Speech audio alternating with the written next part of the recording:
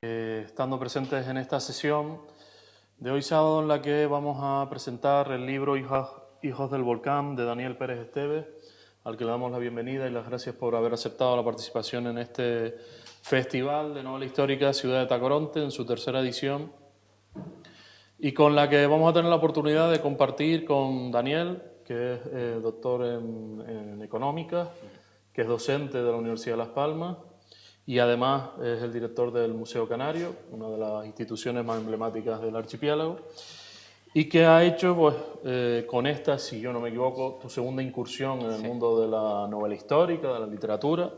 La primera con La paciencia del peregrino, publicada en Ediciones Idea, y como decimos, con Hijos del Volcán, editado en este caso con la editorial Mercurio. En estos días que he ido presentando, pues yo soy historiador, no soy periodista, pero me he permitido alguna licencia. Yo siempre les digo a las personas que he ido entrevistando, para mí la música forma parte del proceso creativo, a veces incluso de la lectura. ¿Con qué canción, con qué música te inspiraría o te gustaría que estuviera sonando en este momento en el que vamos a iniciar la entrevista? Pues mira, me apetece casi siempre escuchar timple. Y Germán López, que es un timplista gran canario, que últimamente, por cierto, está de mucha actualidad, pues es algo que siempre viene bien para cualquier tarde leyendo o escribiendo. Sí. Bueno, pues mientras van sonando ese timple de fondo, ¿cómo o por qué iniciaste tu andadura en la novela histórica viniendo de un ámbito como el, bueno, aparentemente que no tiene nada que ver Sí. el mundo de la economía? Sí, es verdad que yo me he dedicado a dirigir instituciones educativas, culturales, sin ánimos de lucro. Es verdad que, aunque mi base sea económica, sea más de dirección, la historia siempre fue mi pasión. Y claro, en el Museo Canario pues uno tiene la oportunidad a veces de distraerse un poco de los números, de los proyectos, y perderse por los fondos, en el fondo documental, el fondo de arqueología. Y en esos huecos que puedes ir sacando, puedes ir viendo personajes. En una de las ocasiones en las que paseaba por la sala donde paseas todos los días, cualquier sala expositiva, miles de veces para el trabajo cotidiano, me quedé mirando a uno de los cráneos que tenemos ahí expuestos. Es conocido como el hombre de Agaete porque se descubrió en un yacimiento que está en el municipio de Agaete y tiene la particularidad de tener el cráneo seccionado con dos cortes hechos con una espada. Fue objeto de un análisis forense para ver las circunstancias de la muerte, qué otras heridas tenía, y se determinó pues, que al menos dos personas, si no tres, habían sido necesarias para acabar con su vida en combate y con armas que no eran propias de la vida aborigen, ¿no? Entonces se sitúa pues, en esa última etapa de la conquista castellana y yo lo que quise era darle vida a esa persona, darle un nombre, darle una historia, un contexto, una familia, un grupo, un clan. Al fin y al cabo, hablar de quién es una persona para poder también hablar así de quién era un pueblo, que desde la conquista, por un lado, y en siglos posteriores, en el franquismo, pues fue de una manera u otra anulado o desaparecido de la historia. Lo que quería con ello era recuperar entonces esa historia con mayúsculas, no solo la historia de una persona y de sus circunstancias de su muerte, sino de cómo vivió todo un pueblo y tratar de recuperar así esa identidad a partir de una historia muy concreta, pero también entrelazándola con otra. Antes de entrar en la novela, que vamos a dedicarle todos los minutos, normalmente siempre me gusta también preguntarle a los autores por sus novelas anteriores, ¿no? En este caso, por ejemplo, La paciencia del peregrino nos lleva a un mundo de espías durante la Segunda Guerra Mundial, en el entorno de las islas. ¿Por qué iniciaste tu andadura con el mundo de la novela, con ese tema? Pues en concreto, porque la inicié investigando. No pensaba escribir una novela, pensaba simplemente investigar uno de los temas que a mí más me interesan, ¿no? Y la Segunda Guerra Mundial es uno de ellos. Y en concreto, al ir investigando y profundizando cada vez más en personajes reales, en escenas, acontecimientos y en esas circunstancias que había, tanto sobre todo en Gran Canaria y en Tenerife, también en Fuerteventura, pues me fui dando cuenta de que había ahí una historia que no ha sido suficientemente contada o dada a conocer, cuando el interés geoestratégico de las islas fue impresionante para la información que tenemos, ¿no? Tanto por el bando alemán como para el bando británico y posteriormente para los americanos. Y empecé a investigar, y cuando yo tuve una estructura de investigación propia, de un trabajo de investigación, me planteé por qué no contar una historia de ficción dentro de este marco, que pudiera servir de ejemplo de lo que pudo haber ocurrido también. Y entonces no solo narré esa historia en aquellos años de la Segunda Guerra Mundial, pues donde espías de ambos bandos se enfrentaban en el puerto de Las Palmas, tratando de sabotearse mutuamente, tratando de montar su infraestructura, sino también me interesé por el papel de Churchill en aquella época, cuando a él pues, le llegaron algunos planes para invadir las Islas Canarias, igual que alguna directiva de Hitler, pues así lo marcaba. Y entonces la novela empieza unos años después, cuando Winston Churchill visita la isla de Gran Canaria en el barco Cristina de Onassis y recuerda qué pudo haber sido si finalmente en aquella Segunda Guerra Mundial hubieran invadido las Islas Canarias, ¿no? Y entonces hay una mirada hacia atrás a aquellos años de guerra. Fue, por tanto, un paso más, pero derivado de la investigación. Diste luego, con Hijos del Volcán, retrocediste muchos años en el tiempo. Aparte de lo que nos has contado, de los cráneos, del hombre de Agaete, evidentemente lo trataremos luego también de esa responsabilidad que tienes como director del Museo Canario. ¿Qué te motivó a que la segunda novela, pues eso, no llevara tanto tiempo atrás y a lo mejor no continuara en el tiempo, pues con otra saga u otros libros sobre un periodo más contemporáneo, más coetáneo? Sí, siempre uno tiene, digamos, spin-off, como se suele decir ahora, siempre tiene nuevas historias a punto de surgir o nuevas narrativas a partir de personajes que participar, pues, por ejemplo, en esa primera novela o en otras historias posteriores.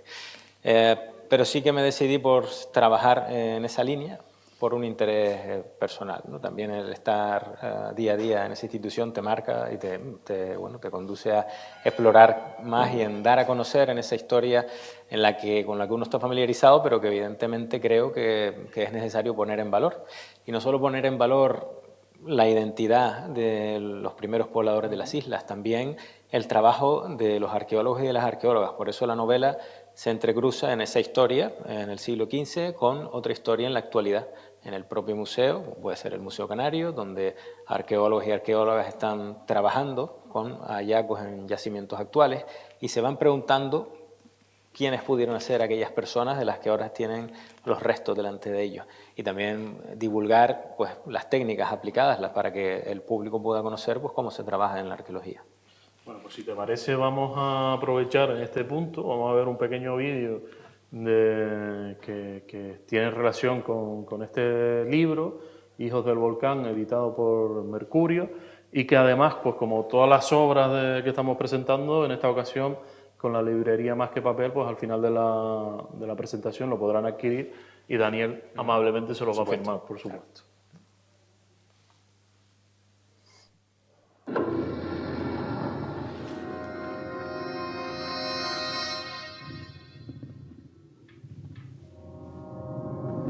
Una tu.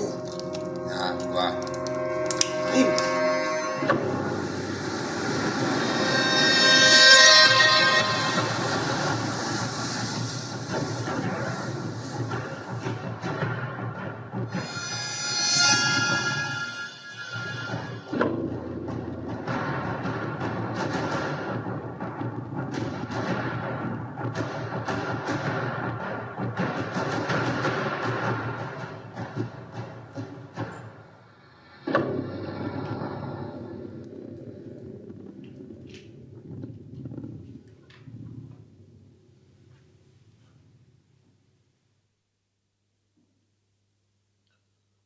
Bueno, pues continuamos, hemos visto ese pequeño vídeo. ¿Cómo están siendo estas primeras presentaciones y demás? ¿Cómo está siendo la acogida al libro? Bien, pues la verdad que muy contento de poder compartir esta historia. He tenido varias presentaciones en Gran Canaria, en Madrid, en La Habana, y la verdad que satisfecho del interés que está generando la historia de Canarias, la historia de quienes nos precedieron pisando esta tierra. Y bueno, pues también aceptando críticas siempre que sean constructivas, buenas y malas, pero por supuesto con el calor de la gente que lo lee, que siempre te llegan sus ideas como un regalo. Sonrío un poco porque en estos tiempos lo de críticas constructivas parece un poco difícil, ¿no? En los ambientes que estamos viviendo. Pero ¿y cómo se acoge, por ejemplo, en esas presentaciones de fuera un libro, no solo que hable de los aborígenes, de la población indígena canaria, sino que está hablando de Canarias, de algo bueno local, que a lo mejor en muchos territorios ni se conoce, ¿Cómo se acoge? ¿Con curiosidad? ¿Con interés? Sí, yo creo que la historia de Canarias, fuera de Canarias, está todavía por descubrir y por poner en valor. Al fin y al cabo estamos hablando de personas que entre el siglo II y el siglo XV vivieron aislados en una tierra, vivieron al fin y al cabo aislados del tiempo, con solo la tecnología que encontraron al llegar. Madera, piedra, no había minerales metalizables, no había esa materia prima que ellos ya dominaban en África, con lo cual sobrevivir tantos siglos pues fue un reto impresionante para todo el tiempo que estuvieron aquí. Y sí que es una oportunidad también para estudiarlo para personas que viven en otro lugar. Al fin y al cabo en España, bueno, en Europa quizás, ya en la época en la que Canarias se finalizaba la conquista, pues Europa ya estaba en pleno renacimiento. Quiero decir que es una oportunidad para estudiar una tierra, una sociedad única que no se estudia en otro lugar de Europa, ¿no? Y después, posteriormente, pues lo que ocurrió de cara a América, ¿no? Y el papel que jugó Canarias hacia América. Y en la construcción de este libro, por un lado en la planificación, luego en la posterior escritura, ¿te planteabas esa voluntad de difusión, de por ejemplo llegar a población a veces no tan joven, que no conoce la historia reciente y pasada de Canarias? Sí, claro, uno cuando escribe sin más, escribe por su inspiración, pero siempre se preocupa de quién te va a leer y si es interesante, porque al fin y al cabo lo que yo, como yo lo concibo, cualquier obra, sea literaria, pictórica, es un proceso de co-creación. No es la persona que escriba o la persona que pinta quien únicamente elabora la obra. Al final se complementa con quien la está percibiendo, quien la está mirando en un museo o quien está leyendo en su casa esa novela, ¿no? Y con esa percepción es como realmente la obra toma forma, así que al fin y al cabo pues se crea entre las dos partes.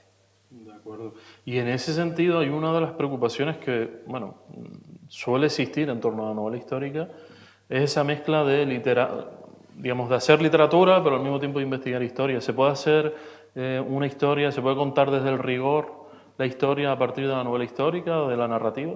Yo creo que sí, por lo menos yo lo hago así, en el sentido de primero estructurar con mucho rigor lo que es la parte histórica, los personajes, los perfiles, la época, cualquier mínimo detalle de la realidad que se vivía. Sí es cierto que después está el trabajo de crear personajes de ficción e infiltrarlos en medio de ese contexto, ¿no? E imaginarse qué podría haber sido. Y en este caso, pues sí que infiltro un personaje, un castellano, que no se siente identificado con, digamos, el objeto de la conquista, ni con los suyos, ni con sus valores, y bueno, y escapa y es capturado por los aborígenes y poco a poco va apreciando la belleza de la sociedad, esa sencillez, y se pasa a su bando también a nivel militar. A partir de ahí, de esa historia que cuentas, que narras en el libro, en Hijos del Volcán, ¿cuánto hay de imaginario y cuánto hay de real, por tanto?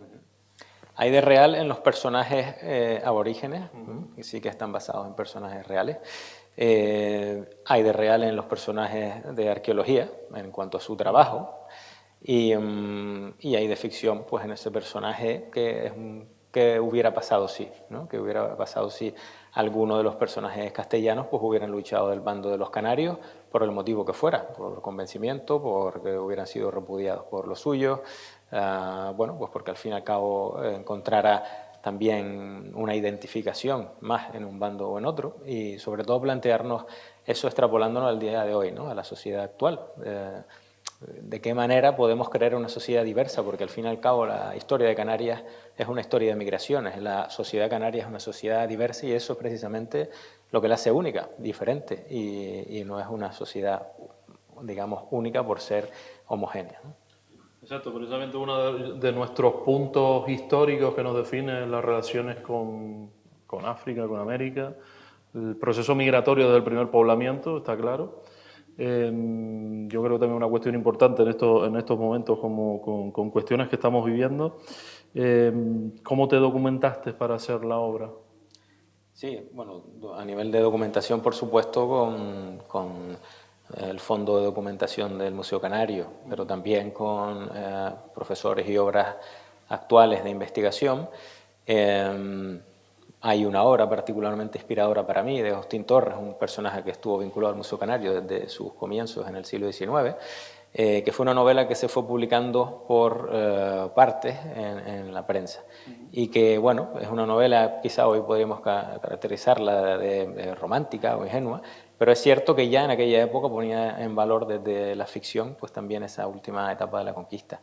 Y bueno, por otro lado, lo que es cierto es que es necesario documentarse, pero también tener esa habilidad de conferirle a los personajes su propia vida, porque a veces son ellos los que hablan, más que uno el que les dice lo que tienen que decir, ¿no? Se llega un momento en el que son ellos los que dictan sus propias palabras, con su carácter, con sus decisiones, y bueno, y los que nos acompañan durante ese tiempo, ese proceso en el que estamos escribiendo.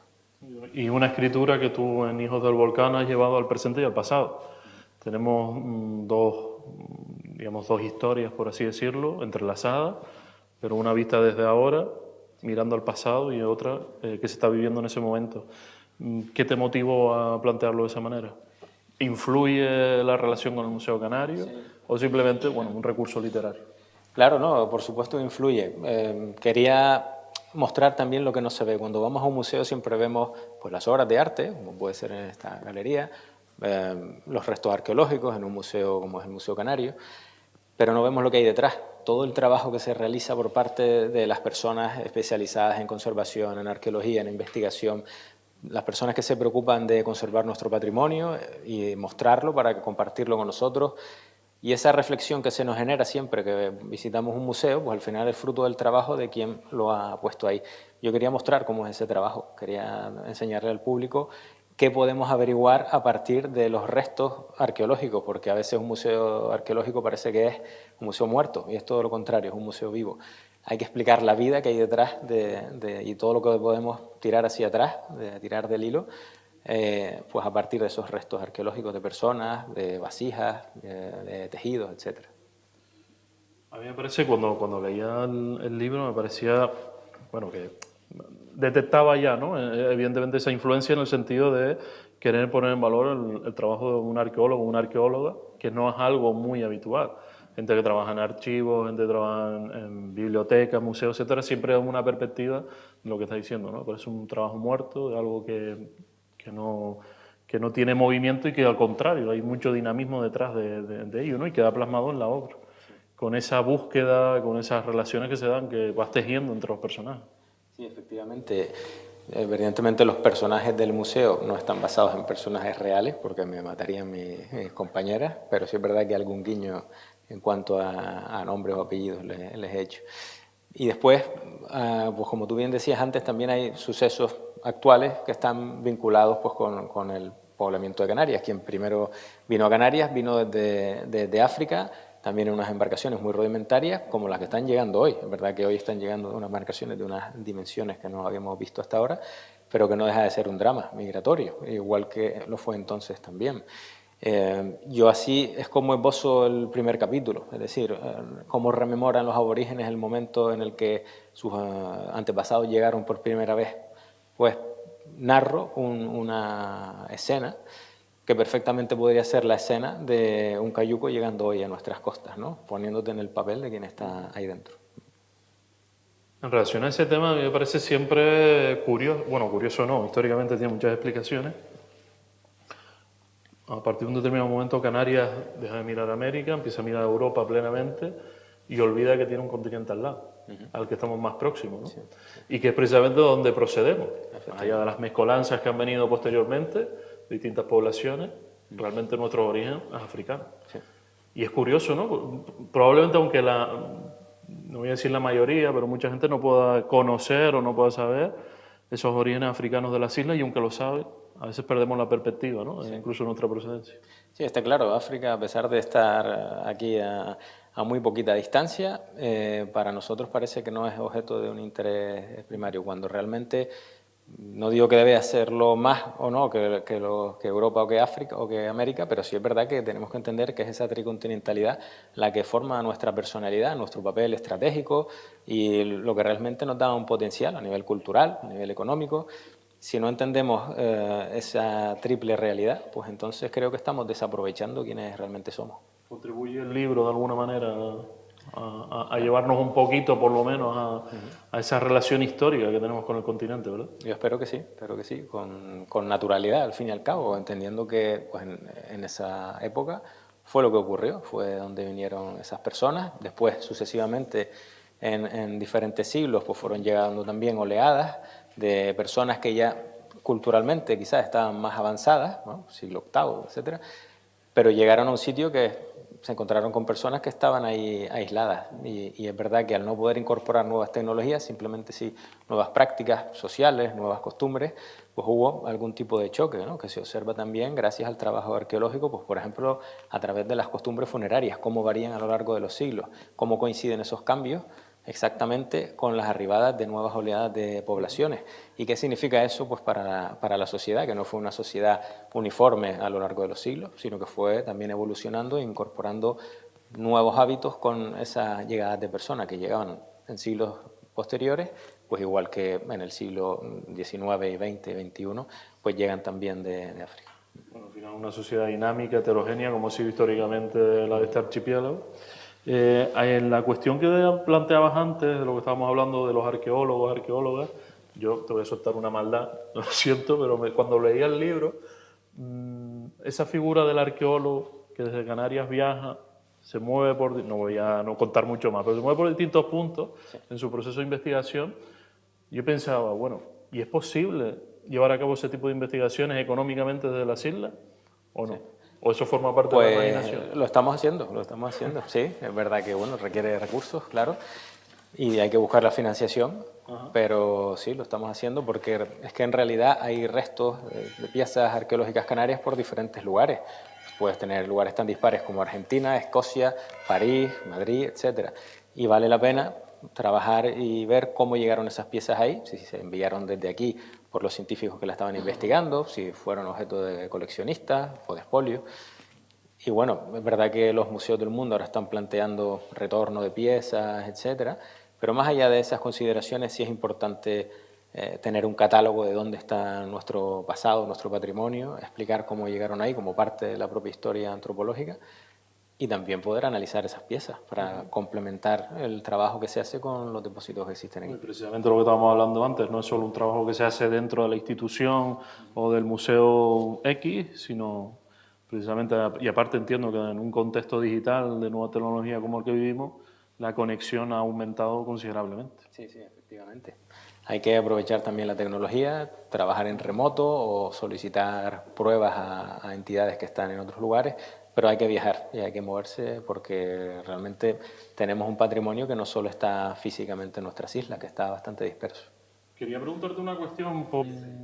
Hay una parte del libro, y es justo lo que comentabas antes, ¿no? Esa figura o esa situación que históricamente, en principio, no sabemos que se diera, de población castellana o de algún castellano que se incorporara con las luchas indígenas de las poblaciones canarias.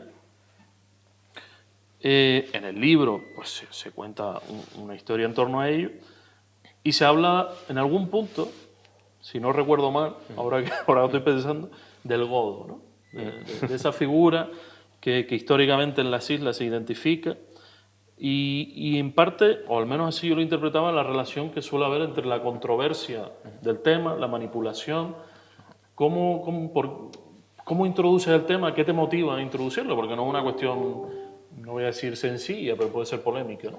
De alguna manera. Sí, allí lo que se aborda en esa doble dimensión al final de la conquista, pues evidentemente es un choque entre dos culturas, entre dos ejércitos con recursos muy desiguales y ese sentimiento de invasión, de ocupación, de sometimiento. La figura de Godo que tú mencionas, que es más próxima a nuestros días, se aborda en la novela en la parte del presente, pero no como una descripción de una persona, sino de una actitud. Es decir, lo que sí que trato en la novela con carácter transversal, tanto en el pasado como en el presente, son una serie de valores, pues entre ellos la diversidad, la diferencia entre origen étnico o genético y riqueza cultural o pertenencia cultural. Para disociar ambas cosas el hecho de que Canarias sea una tierra que es de los canarios, y un canario es cualquiera que pisa la tierra canaria y quiere vivir en ella y la pone en valor, la aprecia, la cuida, con independencia de su origen genético, étnico, etc., ¿no? Ser godo es una actitud, pero no hace falta ser peninsular, que es la figura tradicional que entendemos por godo, para tener esa actitud. Perfectamente de cualquier pueblo de nuestro entorno o cualquiera de nosotros podemos tener una actitud similar en algún momento, pues déspota, mirando por encima del hombro, alguien que se cree que sabe mucho más y que con quien se encuentra van a ser unos mauros. Bueno, probablemente nosotros estamos acostumbrados a conocer gente así, de cualquier tipo de procedencia. Justo has nombrado una cosa que te quería preguntar, porque yo creo, ahora recuerdo que la mencionas un par de veces, no debemos confundir origen étnico con identidad y con cultura. Sí, efectivamente. Estamos hablando ¿Por qué de... tenía ese interés en recalcarlo? Porque Sí. es una idea que veo que repites varias veces. Sí, porque precisamente la historia que ocurre con el personaje que viene con la expedición castellana no es tampoco considerado un castellano puro. De hecho, él pues tiene una serie de orígenes también de emigrantes, a pesar de proceder del norte de la península, y nunca se ha sentido totalmente identificado con esos valores de la conquista, que al final eran unos valores, bueno, mercenarios, ¿no? Lo que quiero decir es que evidentemente uno no es más canario por comer magofio o por tener los 8 apellidos canarios, ¿no? Creo que hay que diferenciar totalmente, porque estamos hablando de que los propios aborígenes que conocemos descienden de personas que vinieron del norte de África, pero que 5.000 años atrás habían ido a Europa, al sur de Europa, y por eso después al volver al norte de África, antes de arribar a estas costas, pues se trajeron algunos rasgos como ojos de color claro, etc. Entonces no podemos quedarnos con la historia más inmediata y pensar que los que viven aquí o los que viven en otro lugar son los dueños de esa tierra porque tienen alguna especie de derecho, ¿no?, ancestral. Tenemos que diferenciar entre ambas cosas. De una interpretación histórica, vamos a ponerla en clave nacionalista. No. De esa pureza canaria que parece que tenemos. No, si te fijas, incluso en Canarias hay diferentes corrientes. Está una corriente que defiende ese origen bereber, hay otra corriente que defiende un origen más mediterranoide, como por aportarle algo más de pureza a la nacionalidad canaria. Totalmente absurdo. O sea, al final un pueblo se define por la calidad de su gente, en cuanto a sus valores, su personalidad y sus decisiones. Ya está, no tiene nada que ver con otras consideraciones. Y no le quita ni le resta valor a nuestra historia ni de dónde venimos. Precisamente una de las riquezas que tiene el archipiélago, al menos yo también lo creo así. Nos gustaría, no sé si hay alguna intervención de personas del público para bueno, nos quedan unos minutos. Si alguien quiere hacerle alguna pregunta a Daniel en torno a esta novela, un segundo que te dejan el micro. Hola. No, a mí me recuerda, bueno, estaba que dentro del contexto americano sí que hay casos, estoy pensando en Gonzalo Guerrero, por ejemplo, que es un náufrago que acaba aculturándose, integrándose en la cultura maya, que va a llegar a NACOM, que era el grado militar más elevado que tenía. Entonces esta figura sí existe. Entonces antes habéis hablado, es que no entendí muy bien, el Goldo, o sea, ¿era un personaje? No he entendido muy bien. No, godo es una palabra... Estáis hablando de godo de peninsular. Sí. Vale, está pensado, digo, como si fuera a lo que iba. ¿Está documentado la existencia de este tipo de castellanos en esa época, en las crónicas? ¿Se menciona algún caso o eso es pura...? Esa es la parte de ficción de la novela. No hay documentado nada, y donde se descubre o donde el personaje que investiga en las crónicas acerca de ese personaje, pues evidentemente está basado en una página ficticia, ¿no? Esa es la parte de ficción. Pero, que tiene y en la esta realidad novela. no hay documentación de ningún caso, porque sí que siempre ha habido este tipo de personajes. Sí. Aquí en Canarias no tenemos esa figura como tal de soldado que se pasa al otro bando. Que no quiere decir que no la hubiera, por eso a mí me gustaba plantear la posibilidad con la novela. Vale, y luego ya solo quería decir que, bueno, normalmente los que trabajamos en la novela histórica, una de las críticas que se suelen hacer desde el ámbito académico, pues poco rigor y este tipo de cosas, y que da gusto de ver a alguien que viene del ámbito académico que se mete en la ficción y que realza pues lo que tiene de valor, es decir, dar vida a estos restos, ¿no? Al final la arqueología, pues te quedas, puedes describir hasta cierto punto, pero te tienes que quedar en esas piedras, en esos cráneos, y claro, muchas veces tenemos necesidad de saber más sobre esta gente y me parece que me gusta. Muchas gracias. Justamente ayer con Pilar Torres, finalista del Premio Nadal, con su novela La llave del espejo, hablábamos con incluso los días anteriores, pero hablábamos de esa relación que se da. Al final, unos y otros sumamos, es decir, desde la historia o del ámbito más académico, Sí. de la investigación se puede aportar mucho, que luego desde la novela se coge y se traslada a otra forma de narrarla, pero no deja de ser historia, ¿no? Y creo que ahí, ¿no? Entiendo que es una de las virtudes en el sentido de que te va a permitir llegar a un público, a lo mejor investigadores o arqueólogos de estas islas que han hecho un trabajo magnífico durante mucho tiempo, no han llegado a otro tipo de público. Claro. Sí, por eso. Al final mi trabajo no es estrictamente arqueológico, yo no soy arqueólogo, pero sí quería dar a conocer a ambas partes de la historia, ¿no? Pues el trabajo de este gremio tan importante. Bueno, y que al final tenemos en común el interés por la historia y cada uno pues, lo traslada a su manera. Yo creo que la cuestión o el objetivo principal, al menos que yo entiendo, es, por eso lo pregunto siempre, lo del rigor. Y ya luego nos equivocamos, porque los historiadores nos equivocamos, aunque a veces hay historiadores que parece que nunca se equivoquen. Pero bueno, eso es otro tema. Tengo que preguntarte, porque si había algo que estaba pensando ahora, en la relación o las descripciones que das de la sociedad indígena en este momento, esas relaciones que se dan, precisamente lo que se da es una especie de, no voy a decir de solidaridad, pero sí de acoger al que viene de fuera, y no lo muestras desde un punto de rechazo, ¿no? Quiero decir, una sociedad que tiene, o una parte de esa sociedad tiene la capacidad de asumir que el diferente puede entender, aceptar y formar parte de su comunidad. Sí, es verdad que en la novela esa acogida es paulatina, quiero decir. Primero lo tienen apartado y están decidiendo si acaban con él o no. Pero por supuesto, partiendo de la amenaza que supone alguien que puede formar parte o forma parte de un ejército que viene a invadir la tierra donde vive, ¿no?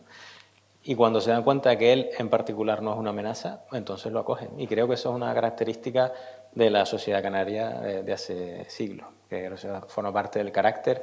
Allí donde vaya, aquí mismo en Tacoronte, que nos acojan también en este festival, ya forma parte de nuestra personalidad, de nuestra idiosincrasia, y te puede ocurrir en cualquier sitio de cualquiera de las 8 islas. Bueno, yo creo que no es no es caer, creo, en un proceso de idealización de la sociedad canaria, ni mucho menos. Hablo de la sociedad del momento, sino que responde pues, a las formas de proceder, de organización que existían en ese momento.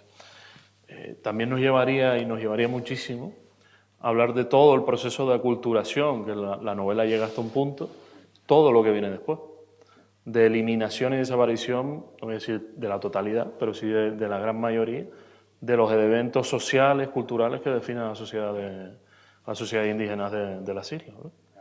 Sí, al final, al invadir unas islas, al colonizar una tierra, pues forma parte del proceso, ¿no? Ya ocurría así desde otras civilizaciones, ¿no? Con la romanización, por ejemplo, que también fue quizás lo que impulsó a estas tribus nómadas del norte de África a ir cada vez más al oeste, a perder sus rutas y al verse presionadas también a arribar a estas costas, ¿no?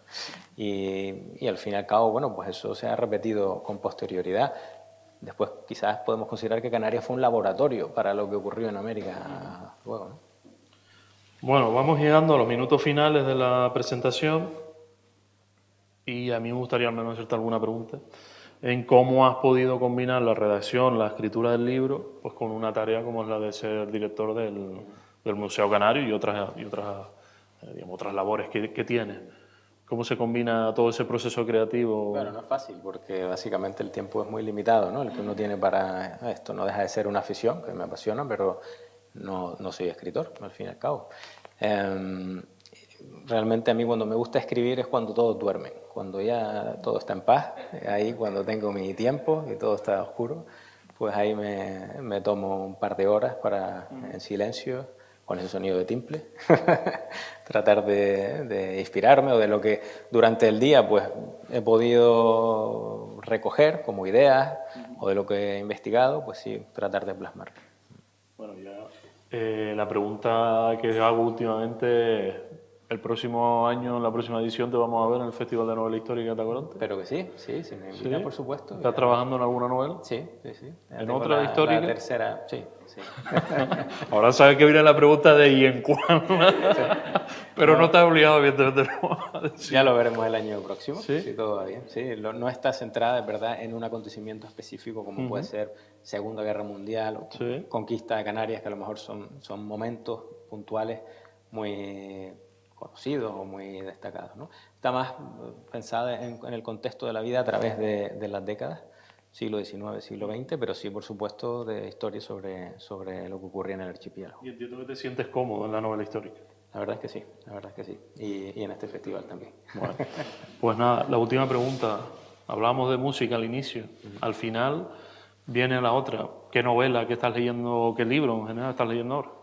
Yo siempre soy de leer varios libros a la vez, 3, 4 o 5 libros al mismo tiempo. Es verdad que cuando una novela te engancha no lo puedes dejar, pero en paralelo siempre intento leer 3 o 4 cosas, ya sea de ensayo, de economía, de historia, novelas.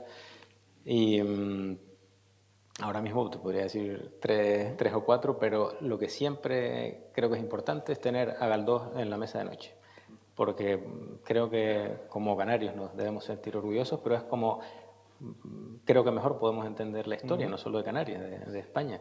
Y como novelista excelente y podemos aprender muchísimo. Entonces, incluso para cuando los que escribimos no sabemos qué escribir hoy, la página está en blanco y no podemos, ese es el momento de leer. Y, por ejemplo, leer a Galdós, pues yo creo que es algo que siempre se agradece muchísimo. Bueno, y leer Hijos del Volcán también es una opción.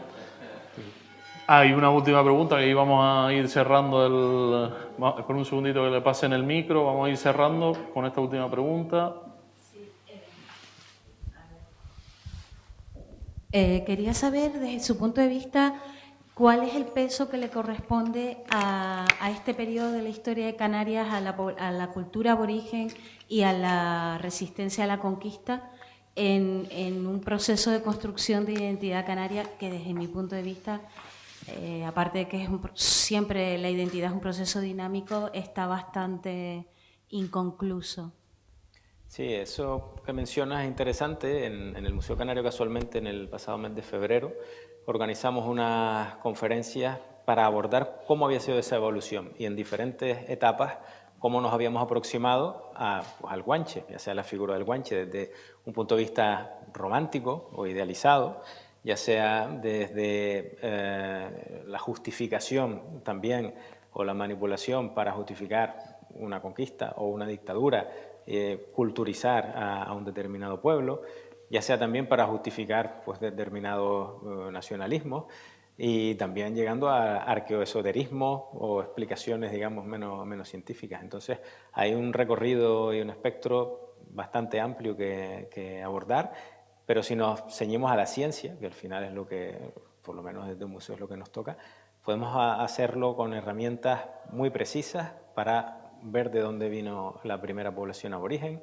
en qué épocas, por qué motivos, cómo vivían y aprender simplemente de una sociedad que estuvo aquí durante más de 10 siglos. No es necesario utilizar a esas personas para otros fines, simplemente creo que es positivo apreciar cómo supieron vivir aquí, con sus dificultades, también con sus conflictos internos, por supuesto, con su violencia entre clanes, entre sociedades, que hoy prácticas pues, que nos pueden parecer más agresivas de lo que a lo mejor admitiríamos, ¿no? Pero bueno, parte de la historia.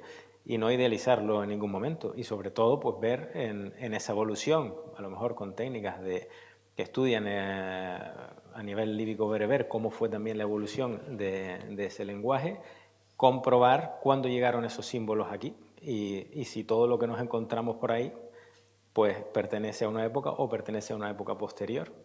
Siempre ir al origen de la fuente y a la ciencia como punto de referencia. Pues nada, Daniel, muchísimas gracias. Gracias a ti. Como decíamos al inicio, en el puesto de la librería Más que Papel tienen a la venta estos Hijos del Volcán. Te agradecemos la participación y, como saben, ahora a continuación continuamos con el programa de este festival. Muchas gracias.